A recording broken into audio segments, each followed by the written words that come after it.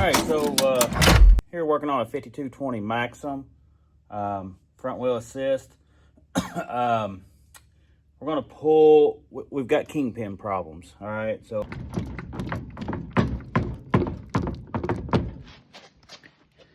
we've got too much slop. I've already pulled the bottom kingpin out right here. There's just 3 bolts. You just want to jack it up. I'm going to pull the top kingpin out here in a second, but before I do that, I need to remove my tie rod end right here. Now, you can do this one of 2 ways. One is you can split your planetary right here, pull it off, and then pull the hub out. You can also just pull it out all together without having to take the planetary off.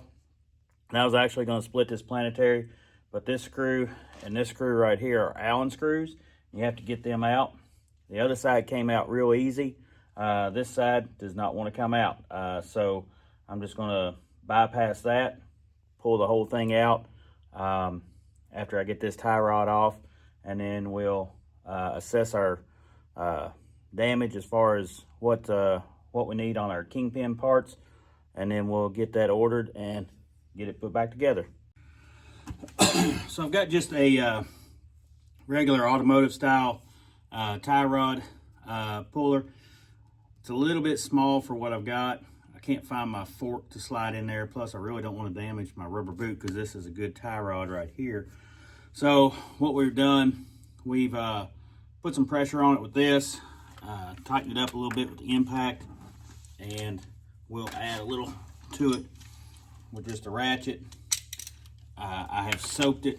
It's been sitting there soaking for an hour or so with some PB blaster in it, and then we'll kind of tap it with a hammer, and voila, there she came out. So wasn't too bad on that one. We'll get it pulled back out of the way, and then we'll remove our top kingpin here and try to cradle this. So I'll probably change my jack a little bit to where I've got it kind of underneath the whole thing, so when I slide all of it off, I kind of won't be able to catch it. See how it does when I let it down here without that bottom kingpin in. I had to have it out here to be able to get to the bottom kingpin.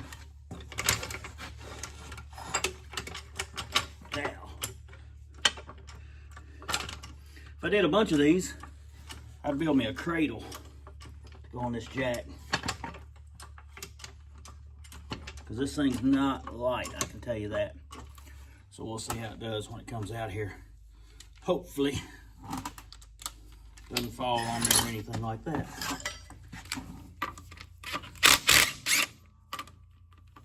So we'll pull these out. Now, according to the book, you can just slide it straight off.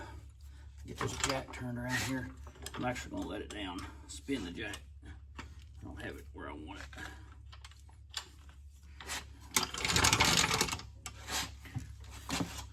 Yes, a cradle would be real good for this. We built some cradles years ago. I used to use on transmissions, putting clutches in old square body Chevrolets and stuff like that. They work good. If I had one over here, they're all, I think, in my dad's shop. If I had one here, I'd probably put it on there and see if it would cradle it enough. Now, try not to damage the shim, popping this out. I'm gonna hold on to it because I don't want it to fall. Now, there's also a shaft in there, and that's why having it apart to pull that shaft would be the easy thing. Going back together. Oh. And that shaft did not come out like it was supposed to.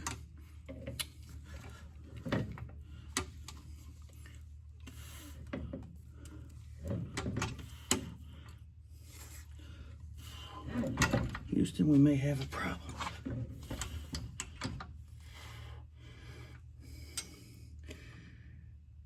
Okay. Get hold of it.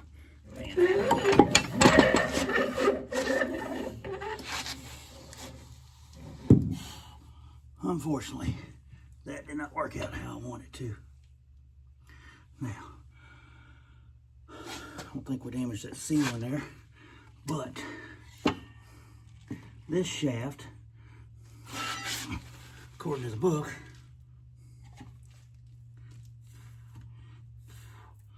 didn't have anything holding it in, but evidently it does. The whole thing came out.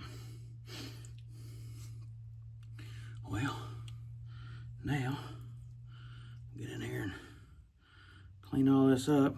Kingpins did not go out for lack of grease. That much I can tell you.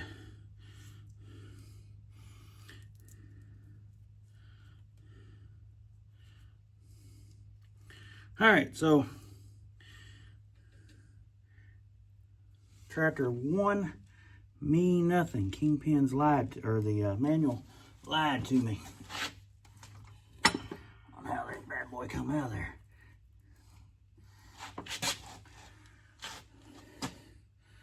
Well, we'll get all this cleaned up and see what we got to order and figure out if we can get that back in there or not. I may have to have some help build a bracket or something.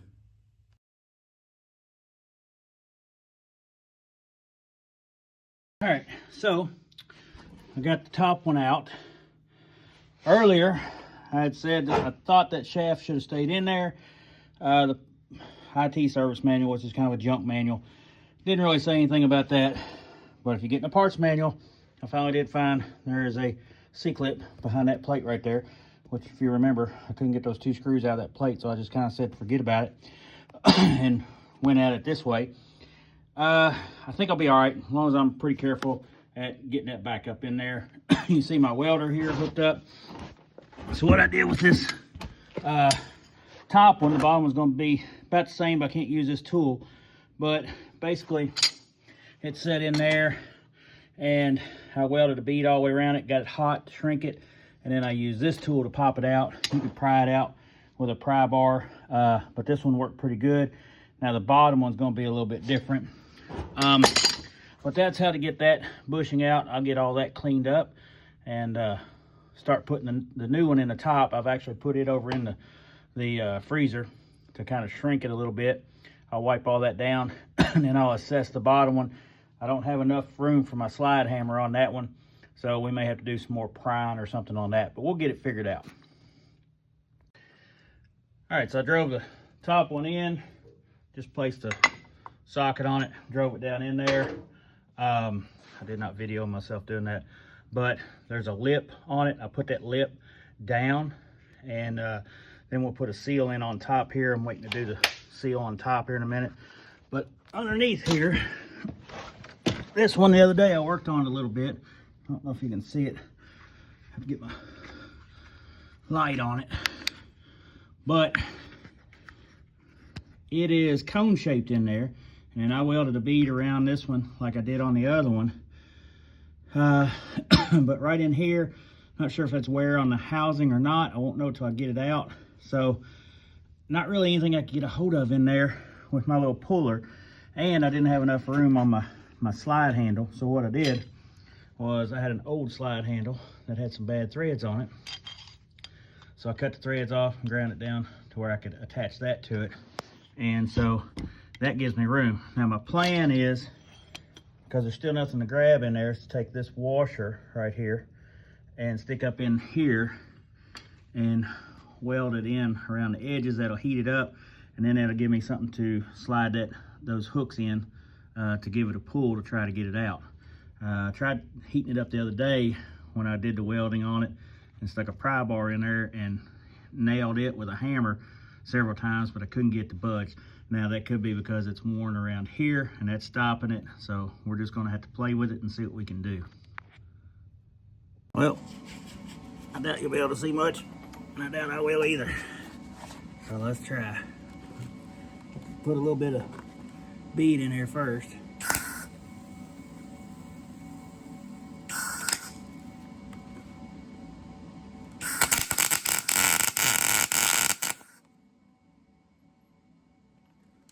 Washer's not quite wide enough to not go all the way over.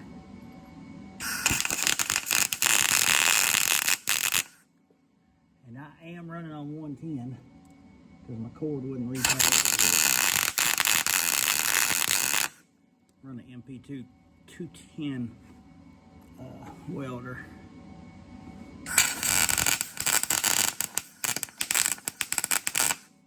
A little greasy. Tip got a little dirty there. Oh, I'm gonna clean my tip.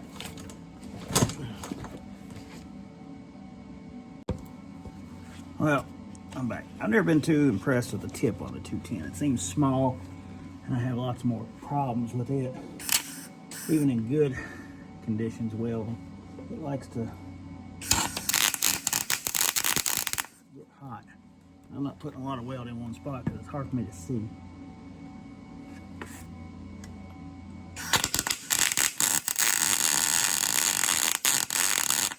I'm just trying to bridge it up. Try and get that washer in there easier.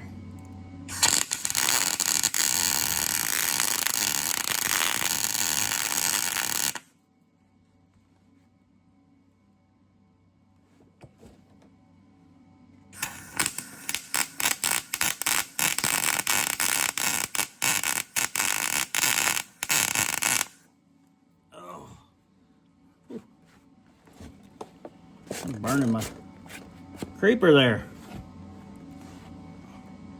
All right, let's see what this washer will do. Don't want to get it burnt.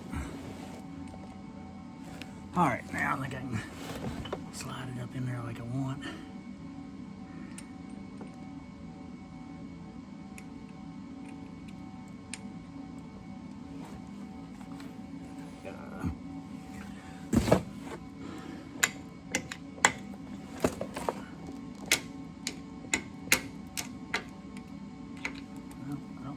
Cocked around like that.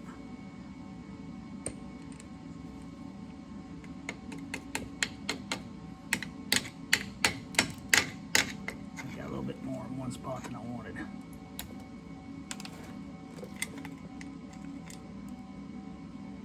much room do I got behind it? Well, let's see if this will slide up in there.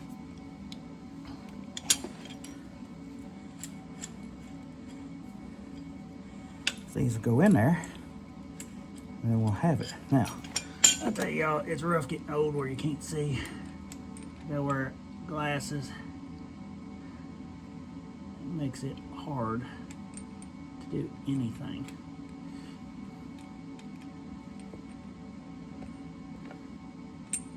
Ah. Put my glasses back on where I can see here.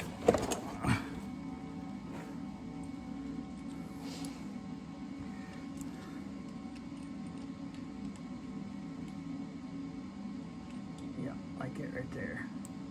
I can tag it in there like that. I think we can make it work. Let me see if I can tack it first.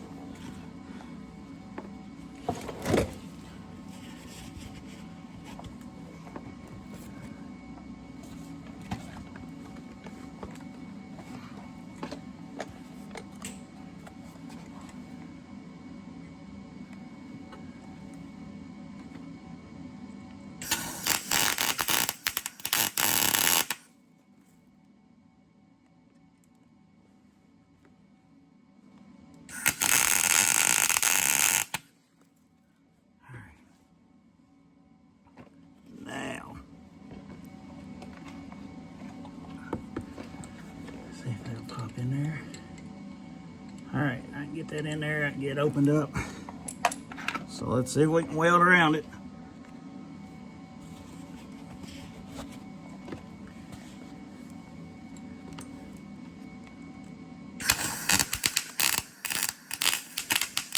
Maybe, maybe not.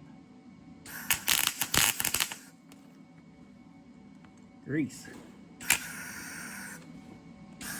And again, tip issue. I might switch tips on this thing. Good deal. Down here. Gotta get it hot. Then you gotta get all this out. It's a pain.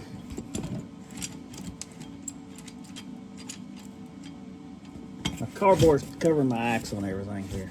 That's why it's right there.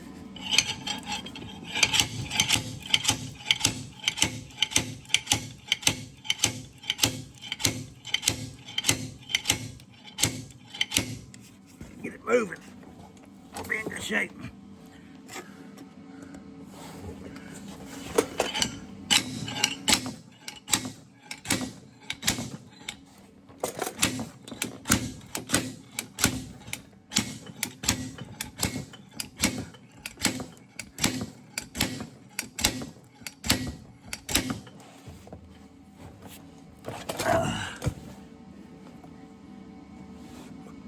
Question is, have we moved it at all? It may have moved some.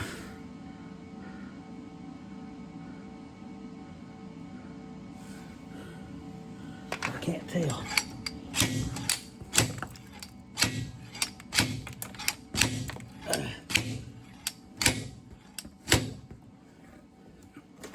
Alright, my slide hammer is broken.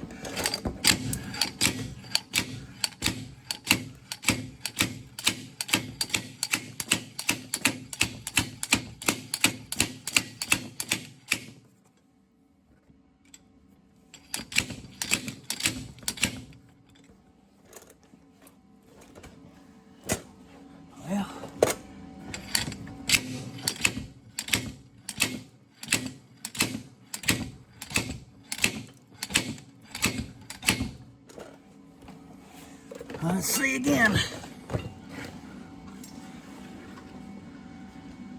It has moved. Not much. Let me try to put a little more bead up in there. See what I can do. Went to the stick because I was just having a hard time with heat with the other one.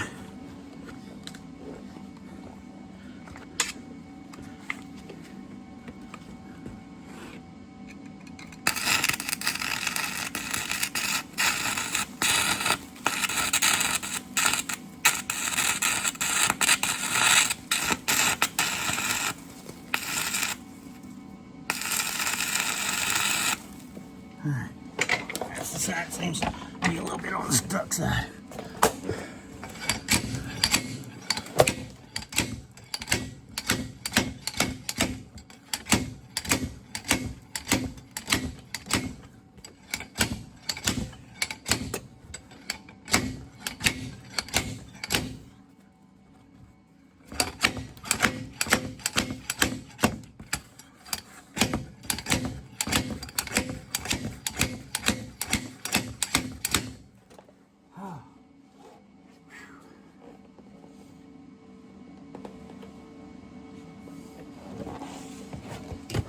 See what we got up in here.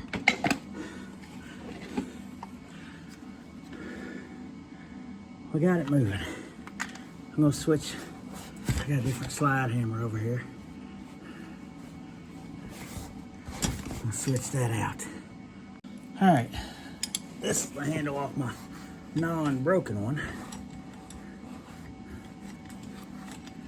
Let's see if I can put these back up in there. It's moved, and I think I'll be all right without having to apply more heat. As long as I can get these up in there and keep it up in there.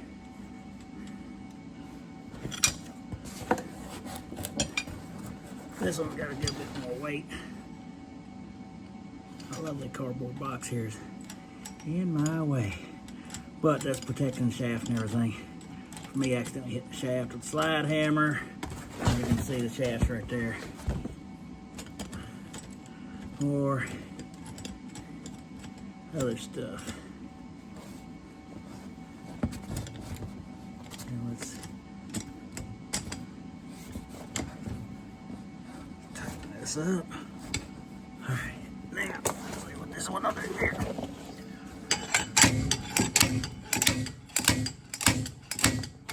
I have about another 3 inches to get a good lick on it.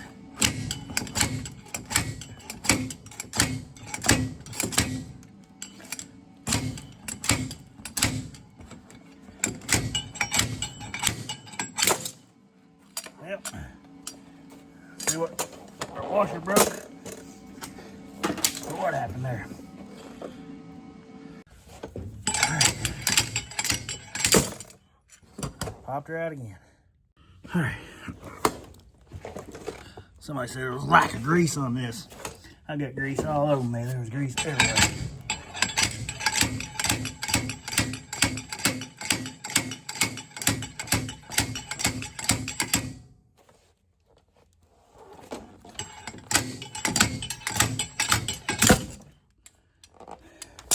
I'll eventually get it.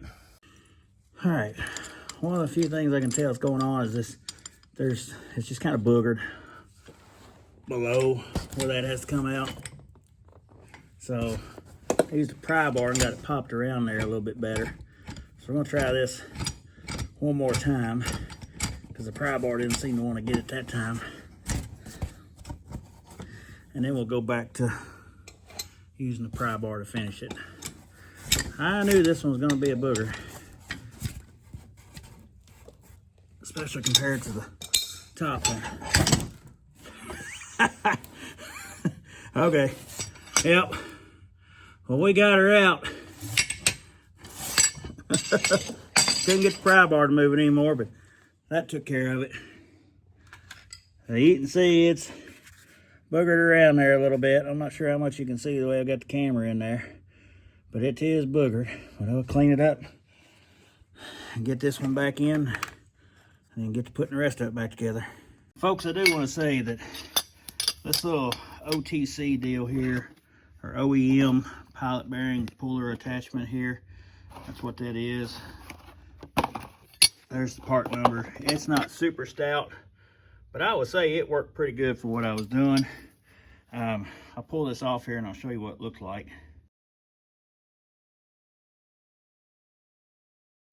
So you all couldn't see, but this is what I was looking at on the bottom side.